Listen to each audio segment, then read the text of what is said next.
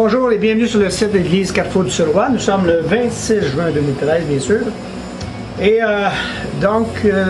j'aimerais continuer l'enseignement que j'ai commencé à faire sur les 10 vierges. Pour ne pas perdre de temps, puisque j'y vais avec des capsules de 10 à 11 minutes pour continuer l'enseignement. Déjà, vous pouvez vous référer aux 3 autres enseignements, mais je pense que cet enseignement est excessivement important pour cette période de la fin des temps. Donc, selon ce que j'ai pu méditer, découvrir, et je pense avoir reçu quelque chose de l'Esprit de Dieu par sa parole, les deux bases fondamentales de l'huile dont les 5 vierges sages ont accumulé cette huile. De quelle façon ont-ils accumulé cette huile? Vous avez les autres enseignements pour vous référer. Mais les deux bases sont avoir marché dans sa volonté et avoir marché dans la communion. Maintenant, la volonté, on a regardé ça sommairement, bien sûr. Mais le deuxième, la communion.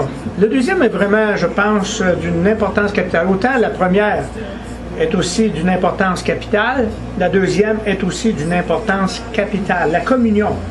La koinonia, j'ai donné un enseignement, je pense qu'il est sur le site web, 16 juin, oui, il est déjà sur le site web, fait vérifier dans les prédications. Mais la koinonia, la communion, c'est ce qui nous relie au Père, c'est ce qui nous relie au Fils, c'est ce qui nous relie aussi à la communauté des croyants, au corps de Christ, c'est ce qui nous relie aussi aux inconvertis, à cette nation. Jésus a dit, vous n'êtes plus du monde, mais vous êtes dans le monde. Parce que si nous ne serions pas dans le monde, nous ne pourrions pas annoncer la parole de Dieu et amener les gens au salut. Mais la communion aussi dans son Église. Et lorsque j'étudiais cet aspect de la communion, j'ai été à une conférence il y a quelques semaines, et vraiment j'ai été marqué par une dimension au niveau de la communion. Et lorsque je suis revenu, j'ai réfléchi sur les enseignements. Les enseignements étaient basés justement sur Acte 2, 42. Il persévérait dans l'enseignement, dans la communion fraternelle.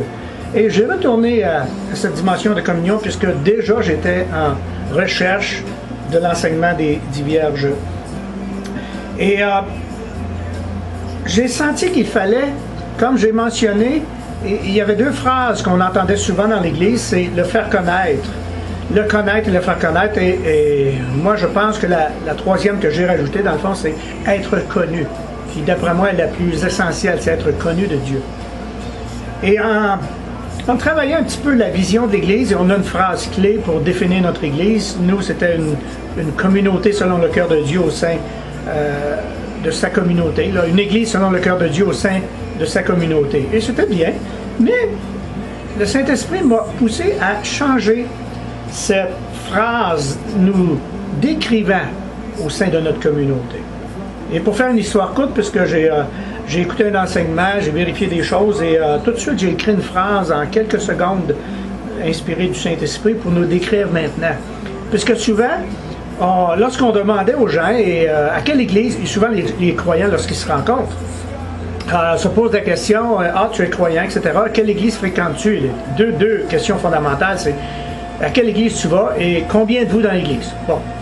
Et les gens répondent plus ou moins, mais j'ai découvert dans l'expérience du pastorat, souvent les gens, quand on leur demandait à quelle église, ça m'est arrivé quelquefois que les gens me disent, bon, je vais à telle église. Et de rencontrer un membre de l'église, ou le pasteur, parce que dans le pastorat, on se parle assez souvent, on se rencontre, et là on pose la question sur tel membre, telle brebis de l'assemblée.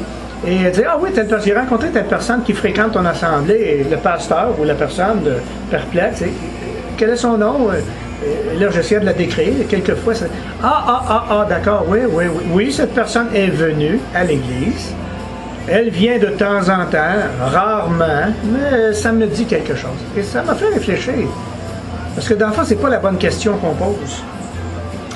Et ce que je dis aux gens, dans le fond, c'est maintenant, c'est quelle implication, lorsque vous voyez des gens, et même pour nous-mêmes aussi, si on nous pose la question, il y a peut-être des gens ici à l'Église qui fréquentent l'Église, mais sur une base vraiment partielle, si on peut dire. Ils sont là, ils ne sont pas là, et Dieu n'est pas une priorité, et ça, je pense que c'est une erreur des pasteurs de ne pas veiller à ce que les gens puissent prioriser Dieu, bien sûr, mais deuxièmement aussi l'Assemblée des saints, la communauté.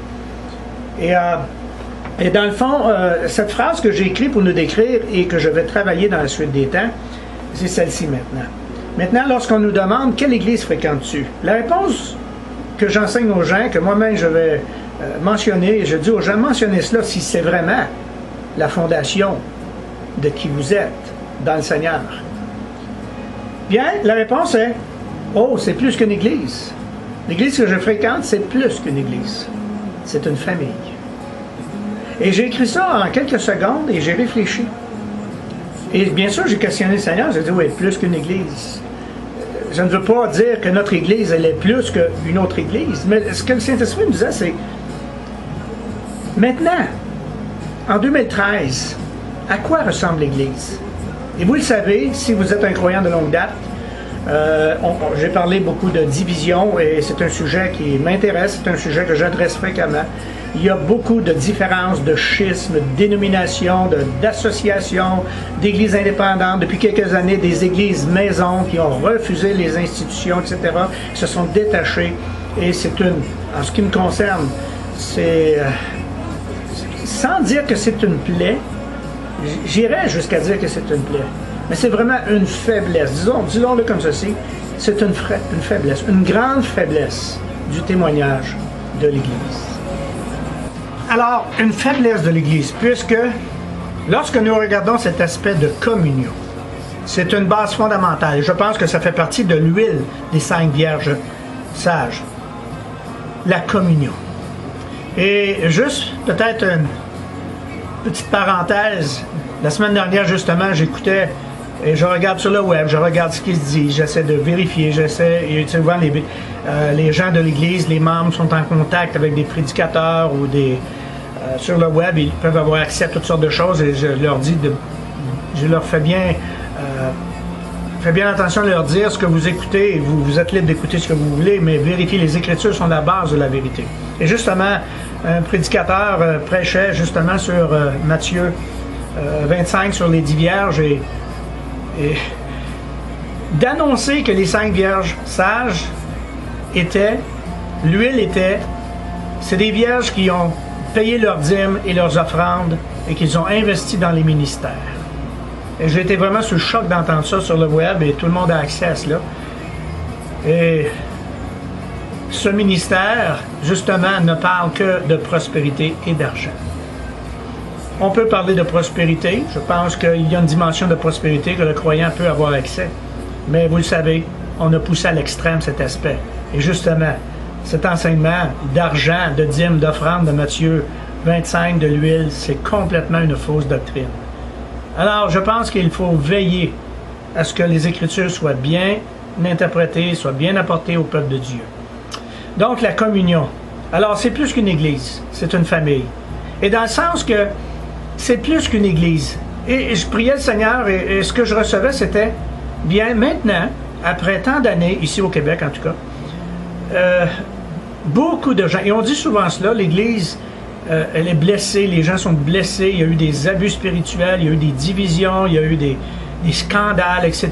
Et combien de fois on entend des gens qui arrivent et qu'ils ont été membres de 2, 3, 4, 5 églises, ils n'ont jamais trouvé. Ça m'est arrivé l'été dernier de rencontrer un croyant de longue date au milieu d'une ville qui y avait au-dessus de 20 églises évangéliques, mais aucune ne satisfaisait à ses demandes, à ce qu'il croyait être la bonne église. Et ce type-là est le type vraiment qui représente une bonne proportion de la chrétienté où c'est plus qu'une église. Alors, Seigneur, ce qu'il me montrait, c'est, dans le fond, peut-être toi qui entends ce message, toi qui as traversé des épreuves, toi qui as dit, oh, l'église, je veux rien savoir, c'est des hypocrites, c'est ci, c'est ça, il y a eu des scandales, des divisions, et bon, je fais ma petite affaire. Et c'est dans ce sens-là que le Seigneur m'a montré, c'est plus qu'une église. C'est-à-dire, c'est plus que ce que peut-être tu vas traverser. Peut-être as-tu été dans une dimension où les gens n'avaient pas compris, où les serviteurs de Dieu n'étaient peut-être même pas des serviteurs de Dieu, parce qu'il y a une propension de gens qui pensent que le pastorat, c'est quelque chose de fabuleux. Et j'avais un type, un collègue de ministère à un moment donné qui voulait absolument étudier et qui, un jour, alors qu'il était vraiment en colère parce que il avait des attentes et ses attentes n'étaient pas rencontrées, il me dit cette parole dans les années 90, il me dit « Quand je serai pasteur, je serai respecté. » Ah, ça m'avait bouleversé un peu. J'essayais de comprendre. Quand tu seras pasteur, tu vas être respecté. Bien, moi, je pense que quand tu seras pasteur, tu vas perdre le respect. Si tu es vraiment attaché aux Écritures. Parce que même le pasteur des pasteurs, Jésus-Christ, a été crucifié. Alors, c'est bien d'être pasteur. C'est une vocation, c'est un appel. Mais est-ce que la vie du pasteur et son historique et son ministère est toujours un chemin de rose? Bien, je pourrais vous en parler pendant des heures et des jours. Et on ne cherche pas le respect, on ne cherche pas les honneurs. On cherche seulement à accomplir le plan de Dieu et à marcher dans la vérité. Alors c'est plus qu'une église, c'est-à-dire c'est plus que la conception que peut-être une bonne majorité de la chrétienté a de l'église. C'est une famille. Et l'aspect de la famille, ici au Québec en tout cas, je pense qu'on a un handicap au niveau familial. Et c'est peut-être là le problème, c'est-à-dire on est une fatherless generation, une génération sans père. Une génération même où les familles sont éclatées. Les enfants ont 3, 4, 5, 6 noms différents. Ont 2, 3 grands-pères, 2, 3 grands-mères, 2, 3 pères. Alors la famille est éclatée. Et beaucoup qui rentrent dans l'Église n'ont pas la conception d'une vraie famille unie, bénie, en communion et vivant selon le concept de Dieu. Alors, c'est ça que Dieu montrait. C'est plus qu'une église, c'est une famille. C'est-à-dire, il va falloir retravailler cet aspect de ce que nous connaissons de l'église et vivre comme une famille, avec ses hauts et ses bas, avec ses différences, avec les gens qui n'ont pas de conception, qu'il va falloir réapprendre des conceptions familiales. Ce que je pense ne sera pas aussi facile. C'est facile à dire, mais c'est facile à vivre. Une famille vit avec les bons et les mauvais côtés. Comme un mariage, cette parole lorsqu'on unit des gens, dans les bons et les mauvais jours. Paul aux Éphésiens, chapitre 6, verset 11 et suivant, ça dit que de s'armer de toute l'armure pour le jour où l'épreuve arrivera. Nous devons être armés, nous devons être habillés. Alors, ça va très vite et cet aspect de communion est une base de l'huile que les saintes vierges ont accumulée. Ils ont appris à vivre en communion. Et je vous laisse sur cette portion des Écritures qu'on va regarder la prochaine fois. Romains 12, 9 à 21.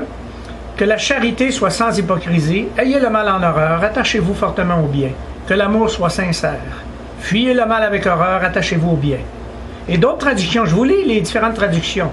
Que la charité sincère qu'elle soit, ayez en horreur le mal, vous tenant collé au bien. L'amour ne sait pas mentir, ayez donc le mal en horreur, attachez-vous de toutes vos forces au bien, notamment ce qui concerne l'amour fraternel. L'amour ne supporte pas les masques, que le vôtre soit authentique et sans affectation. Aimez en toute sincérité, haïssez le mal. Alors, l'amour ne grandit pas sans la foi, et la foi ne grandit pas sans l'amour. Ils sont inséparables. Et j'ai quelque chose d'assez intéressant sur cette dimension. L'amour ne grandit pas sans la foi, et la foi ne grandit pas sans l'amour. Et cela fait partie de la communion. Alors, lorsqu'il y a division, lorsqu'il y a chicane, lorsqu'il y a médisance, lorsqu'il y a toutes ces choses que l'on retrouve dans un croyant qui est rempli d'amertume, qui ne pardonne pas, alors il cesse de grandir. Mais l'amour ne grandit pas sans la foi. Il faut la foi. Et une parole de roi Hassan II qui est décédé disait: il ne faut pas perdre son temps à avancer des arguments de bonne foi face à des gens de mauvaise foi. Et dans cette communion, ce que nous cherchons, c'est des gens de bonne foi, non de mauvaise foi. Et si vous avez de bonne foi, une bonne recherche de Dieu, de communion, bien je crois que vous pourrez être de ceux qui remplissent leur vase d'huile en accomplissant la volonté de Dieu et en aimant l'Église, les frères, les sœurs, la communauté. Alors je vous laisse là-dessus, c'est tout le temps qu'on a. Que Dieu vous bénisse. Soyez attentifs au prochain enseignement qui va sortir aussitôt que je le pourrai.